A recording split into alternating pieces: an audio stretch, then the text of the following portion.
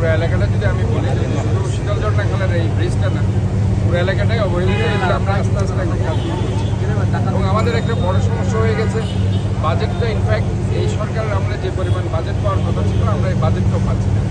এখন এই যে ব্রিজটা আজকে যদি এই ব্রিজটার কথাই ধরুন, তাহলে এটা কিন্তু 6 মিটারের একটা ব্রিজ, 20 ফিটের।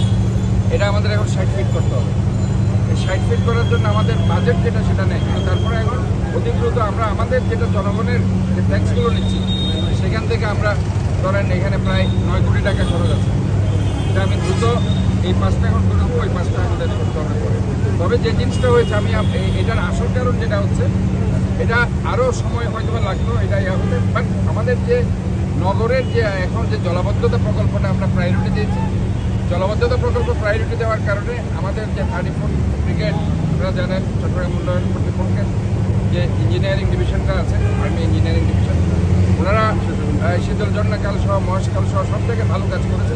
এবং এই খাল খননের কারণে এই এলাকাটা আগে একটু পানি উঠতো, আপনারা দেখেছেন সমস্ত ইন্ডাস্ট্রিয়াল বেল্টে পানি ঢুকে যেত।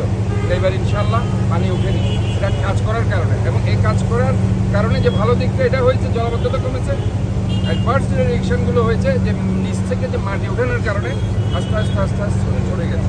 তো যেটা মহেশখাল আপনারা দেখেছেন খালি শহর, রিসেন্টলি রাস্তাগুলো ফাঁক হয়ে গেছে এবং সেটা আমরা রিপেয়ার করে দিয়েছি। এটাও এখন যেটা করতে হবে, এটা অলরেডি যেটা ভাগ হয়ে গেছে এবং 45 বছর একটা পুরানো ব্রিজ। সো এটা আমাদের আগের থেকে প্ল্যানে ছিল এই কাজটা করার। ওই যেটা আমাদের প্রকল্পের মধ্যে এটা ছিল না।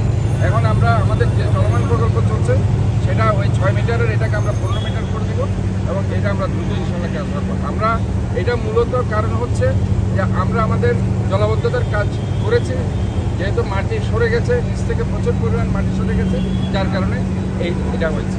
এই ব্রিজের